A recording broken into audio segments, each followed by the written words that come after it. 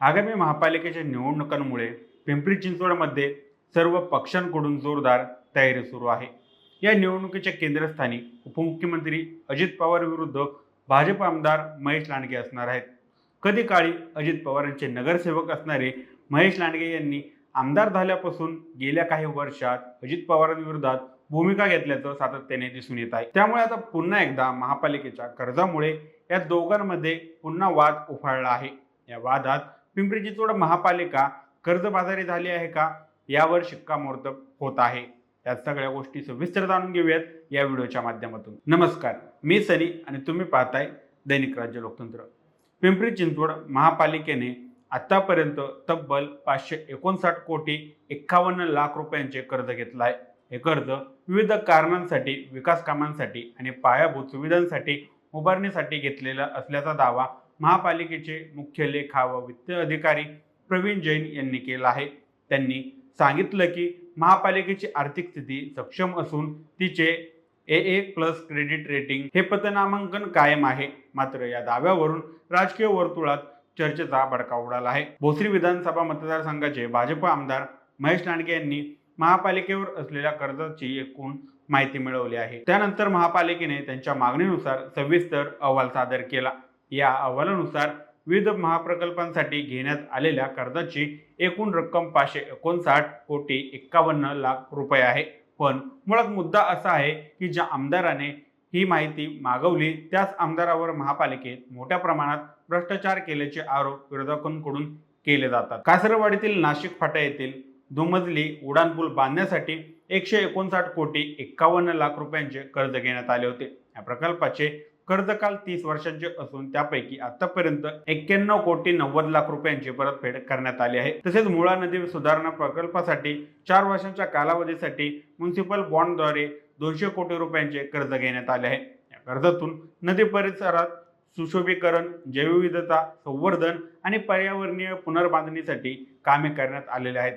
या कर्जातील 90 कोटी रुपयांची परतफेड आधीच करण्यात आली आहे. महापालिकेने अलीकडे हरित सेतू आणि टेल्को रस्त्यावरील अर्बन स्ट्रीट डिझाईन प्रकल्पासाठी ग्रीन बॉन्डच्या माध्यमातून आणखी 200 कोटी रुपयांचं कर्ज घेतलं आहे. हा प्रकल्प शहरासाठी वाहतूक, पर्यावरण आणि सौंदर्य यांचा समन्वय साधणारा मानला जातो. यातील 13 कोटी 50 लाख रुपयांची परतफेड आधीच झाली असून आता उर्वरित कर्ज पुढील 5 वर्षात फेडायचं आहे. महापालिकेच्या लेखा विभागानुसार आतापर्यंत घेतलेल्या एकूण कर्जापैकी 364 कोटी 51 लाख रुपये अद्याप फेडायचे आहेत. मात्र हे सर्व कर्ज केंद्र आणि राज्य शासनाची परवानगी घेऊनच काढण्यात आले असल्याचंही स्पष्ट करण्यात आलं आहे. मुख्य लेखा व वित्त अधिकारी प्रवीण जैन यांनी सांगितलं की महापालिकेचे कर्जाचे हप्ते नियमितपणे अदा केले जात आहेत. कर्ज व व्याज परतफेडीकरिता महापालिका आर्थिकदृष्ट्या पूर्णपणे सक्षम आहे.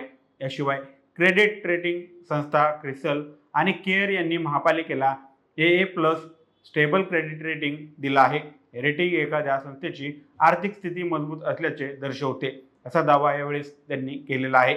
मात्र या दाव्याच्या पार्श्वभूमीवर अनेकांनी माजी आयुक्त शेखर सिंह यांच्या कारकिर्दीकडे बोट दाखवलं आहे. त्यांच्या काळात विकास कामांच्या नावाखाली मोठ्या प्रमाणावर कर्ज घेण्यात आले अशी चर्चा महापालिकेच्या वर्तुळात आहे आणि या गोष्टींचा अभ्यास केला तर यामध्ये सत्यता देखील आढळून येते. याबाबत काही कर्मचाऱ्यांनी सांगितलं की शहराचा विकास झपाट्याने झाला, परंतु आर्थिक व्यवस्थापनावर पुरेशी नजर ठेवली गेली नाही. आता या वादात उपमुख्यमंत्री आणि पुणे जिल्ह्याचे पालकमंत्री अजित पवार यांनीही हस्तक्षेप केला आहे. त्यांनी महापालिका आयुक्त श्रवण हार्डेकर यांना निर्देश दिले की या कर्जामागील सर्व व्यवहारांची आणि मंजुरी प्रक्रियेची सखोल चौकशी करा. त्याचवेळी पवार म्हणाले, राष्ट्रवादी काँग्रेसच्या सत्ता काळात मी एकही रुपया कर्ज होऊ दिलं नव्हतं. विकास कामे आणि आर्थिक शिस्त दोन्ही जपली गेली होती. आता महापालिकेला पुन्हा आर्थिक शिस्तीत आणण्याची गरज आहे. भाजपचे आमदार महेश लांडगे यांनी या मुद्द्यावर प्रशासनाला उत्तरदायी धरत म्हटलं आहे की महापालिकेच्या नावाखाली जनतेच्या पैशावर घेतलेलं कर्ज योग्य ठिकाणी वापरलं जात आहे का, याची माहिती जनतेसमोर यायला हवी. पारदर्शकता राखणे ही प्रशासनाची जबाबदारी आहे. यावर राष्ट्रवादी काँग्रेसच्या नेत्यांनी प्रत्युत्तर दिलं आहे.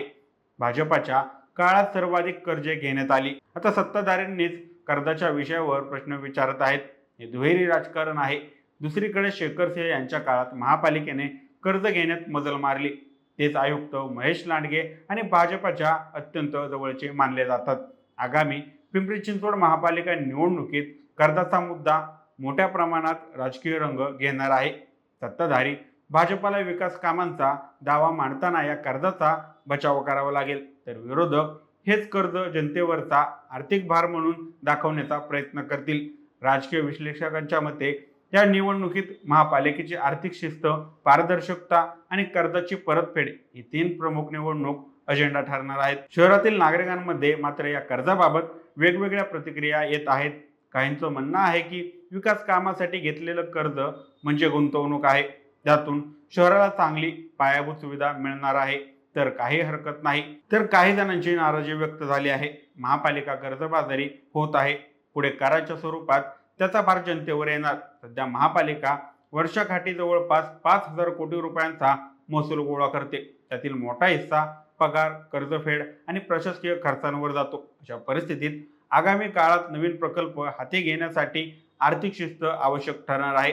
अर्थतज्ञांच्या मते महापालिकेकडे क्रेडिट रेटिंग टिकवून ठेवण्यासाठी सातत्यपूर्ण महसूल वाढ आणि कर्जाचे नियंत्रण हे अत्यावश्यक ठरणार आहे.